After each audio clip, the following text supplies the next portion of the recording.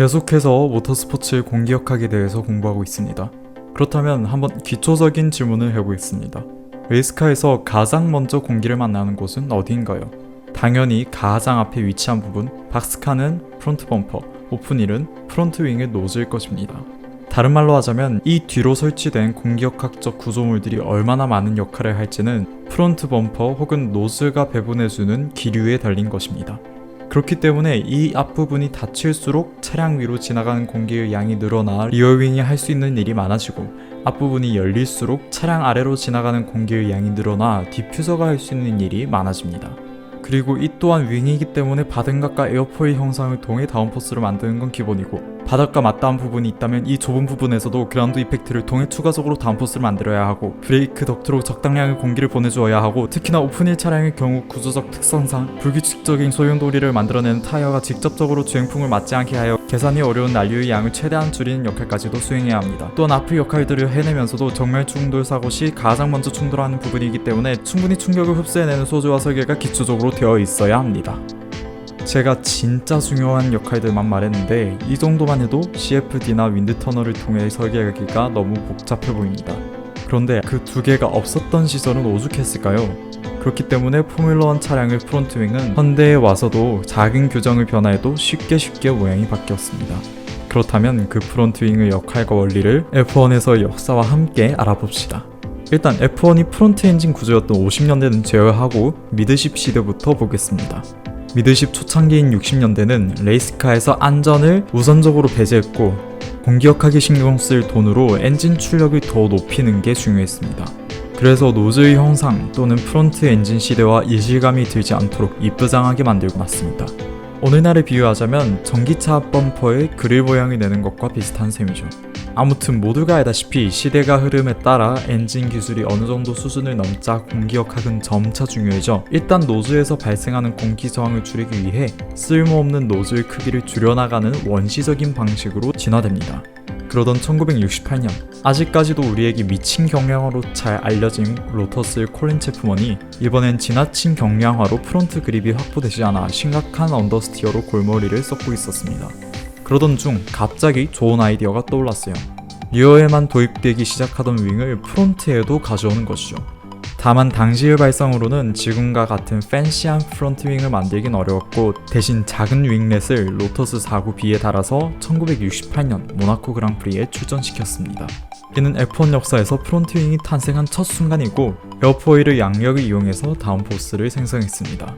이 차를 탄 그레이엄 힐은 좁은 시가지 서킷이라는 극악의 조건을 언더스티어를 획기적으로 줄인 프론트 윙렛을 통해 손쉽게 극복해냈고, 16명 출전, 11명 리타이어라는 정신나간 서바이벌 레이스에서 폴트윈을 해버립니다. 이걸 본 다른 팀들은 프론트 윙에 매료되어 다들 앞에도 윙을 달기 시작합니다. 시즌이 끝날 무렵에는 대부분의 팀들이 상당히 발전한 프론트 윙을 실전에서 사용하게 됩니다. 그리고 고속에서의 코너링 안정성을 위한 연구가 본격적으로 시작됩니다. 그 덕에 60년대 후반에 들어 공기역학 연구의 중심은 적은 공기저항에서 그라운드 이펙트로 자연스럽게 넘어가게 되었죠. 굉장히 많은 시행착오가 있었고 쉽게 실제 레이스카에 적용할 수 있어 보이지는 않았습니다. 하지만 70년대 초중반 생각해보니 이 이론을 프론트윙에 국소적으로는 충분히 구현해낼 수 있어 보이는 겁니다. 이게 되냐고요? 지면 효과에 대해서 이전 영상에서 배웠던 내용을 복습해볼까요? 공기가 지나가는 곳이 좁아지는 곳에서 벤츄리 효과가 발생하고, 이게 바로 레이스카의 지면 효과이다. 미미할 것 같아도 사용할 수 있는 걸 굳이 버릴 이유는 없죠. 그래서 1973년부터 프론트 윙은 이렇게 점점 낮아집니다. 그런데 1983년 플로어 형상을 통한 지면 효과가 완전히 금지됩니다. 당시 차량의 기본적인 설계는 그라운드 이펙트에 굉장히 의존하고 있었기 때문에 줄어든 지면 효과를 어떻게든 보상해주는 기술이 요구됩니다. 우리가 엔지니어의 입장에서 봅시다. 지면 효과는 벤츄리 효과를 통해서 만들어집니다. 지면 효과를 늘리려면, 즉 벤츄리에 관해 좁은 지점에서 유속을 더욱 빠르게 하려면 좁은 지점과 아닌 지점의 차이를 늘려주면 되고, 거기엔 그 좁은 지점을 더 좁게 하거나 입구에서 유입되는 공기의 양을 늘리는 방법이 있습니다. 그래서 티렐은 입구에서 유입되는 공기의 양을 늘리기 위해 플로어로 바람을 직접 불어넣는 하이 노즐을 만들어냅니다. 근데 이게 1990년에 나왔거든요. 7년의 갭이 있는데 그 이유를 생각해보면 노즐을 위로 들어주면 그게 끝이 아니라 들어준 부위만큼 다운포스가 없어지는 겁니다. 다운포스의 밸런스까지 고려하면 하이노즈로 추가되는 그라운드 이펙트가 일반적인 프론트 윙이 만들어내는 다운포스보다 훨씬 커야 실전에서 의미가 있다는 거죠. 아쉽게도 TRL-019는 이렇다 할 성적을 이루지 못했지만 그라운드 이펙트를 다시 불러온 이 하이노즈는 이후 20년 넘게 F1 레이스카 설계에 영향을 줍니다. 이 트렌드는 비단 F1에만 머무는 게 아니라 미드십 구조를 채용하는 거의 모든 레이스카로 퍼지게 됩니다. 그래서 미드십 차량의 노즐과 프론트십 차량처럼 이렇게 들려있다면 여러분들은 이게 플로어로 바람을 불어넣기 위한 것이구나 하면 됩니다.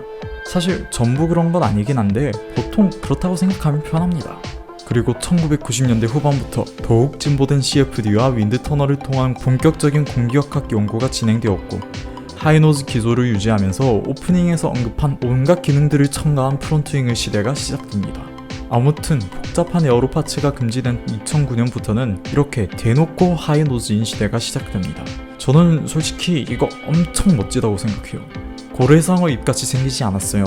그런데 FIA는 이게 또 마음에 안 들어서 규정을 바꿔가면서 노즐 높이를 낮추려는 시도를 합니다.